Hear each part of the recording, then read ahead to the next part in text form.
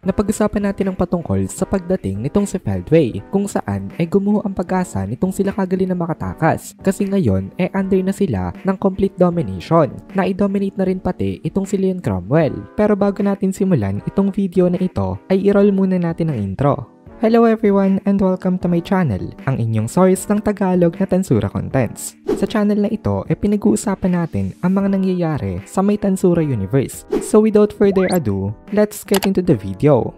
Nung dumating dito si Feldway, biglang inatake ito nitong si Leon Cromwell. Ini-activate niya agad ang kanyang Purity King Metatron. Ito ay isang godlike na blow na merong intent na patayin agad itong Phantom King. Pero bago pa tumama, itong atake niya na ito ay naging under na siya ng domination. Kaya hindi na ito natuloy. Narealize agad ni Leon na hindi niya kayang labanan itong domination sa kanya. Kasi bigla na lang siyang napuno ng loyalty sa isang individual na hindi niya nga man lang nakikita pa. Wala namang nawalang memory sa kanya. Pero ang kanyang ego ay napuno ng ecstatic feelings. Nabanggit na lang dito nitong si Leon ang pangalan nitong si Chloe at na-imagine niya ang mga magandang ngiti nito. Ganito rin ang naramdaman nitong si Kagali. Ang pagmamahal niya sa kanyang mga minamahal na children ay napalitan ng loyalty kay Michael. Dahil sa domination na ito ay biglang inatake ni Kagali si Laplace gamit ang kanyang weapon na Ruin Scepter. Nagulat naman itong si Laplace dito dahil bigla nga siyang inatake ngayon nitong kanilang chairman nang biglang merong dumating para siya ay mai-rescue.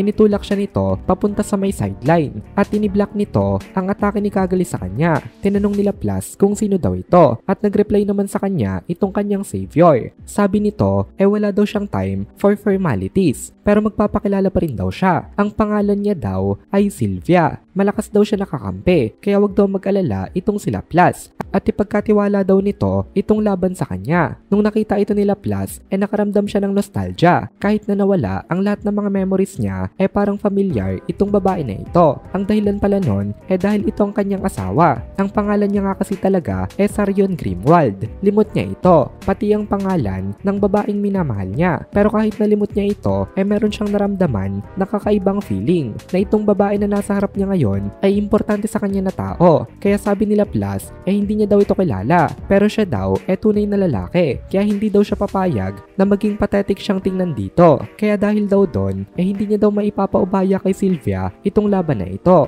Then tinawag nitong si Laplace itong sila Alros at Claude. Sinabihan niya itong mga ito na magsimula na silang tumakas dahil mukhang bugbog na daw sila laban kina Tyr at Footman. Pag hindi daw umalis itong dalawang ito sa ngayon baka daw mamatay pa silang dalawa. Ngayon kasi nakakasurvive na lang itong dalawang to dahil sa kanilang recovery medicine. Pero paubos na rin itong medicine nila na ito. At this rate hindi na sila makakatakas. Pero kahit na ganon tumawa lang sila kay Laplace at sabi nila wala daw dong problema. Sabi ni Alros tinuturuan niya daw ang mga students niya na never na tumakas in times of troubles. Kaya pag tumakas daw siya ngayon magiging isa siyang bad example. Sabi naman itong si Claude hindi daw gawain ng Knight ang pagtakas. Hindi daw nito kayang i-abandon ang kanyang master. Mukhang desidido na manatili dito itong dalawang to. Kahit na parehas na liability na nga silang dalawa, hindi na sila asset dahil kailangan na rin nila ng paprotekta sa kanila. Pero still ay willing sila ngayon na i-sacrifice ang kanilang mga buhay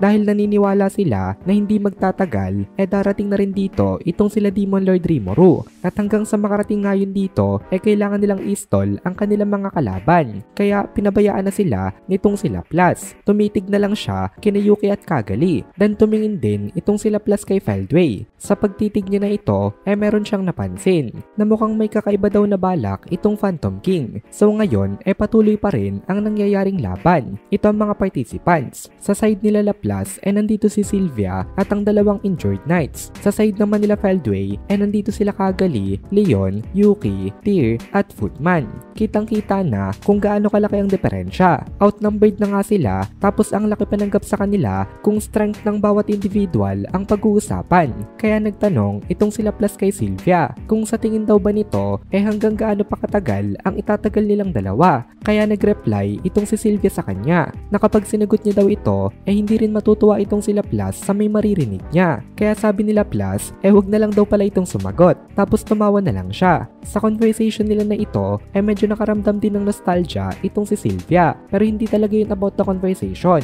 Patungkol talaga yung nostalgia dito sa may lalaki na kaharap niya. Napaisip na lang itong si Sylvia dito na hindi daw kaya magkakilala silang dalawa. Pero bakit hindi niya daw ito maalala? At since hindi niya nga maalala, hinayaan niya na lang ito. Kasi nga ngayon, nasa kalagitnaan sila ng isang laban. At alam nitong si Sylvia na hindi nga maganda kapag absent-minded ka sa gitna ng isang battle. Sa ngayon, hindi gumagalaw itong si Feldway. Ipinaubaya niya ang pakikipaglaban sa kanyang mga tauhan. Kasi parang minamaliit itong sila Sylvia nitong si Feldway na para bang hindi niya na kailangan kumilos. Dahil hindi naman malalakas itong mga ito.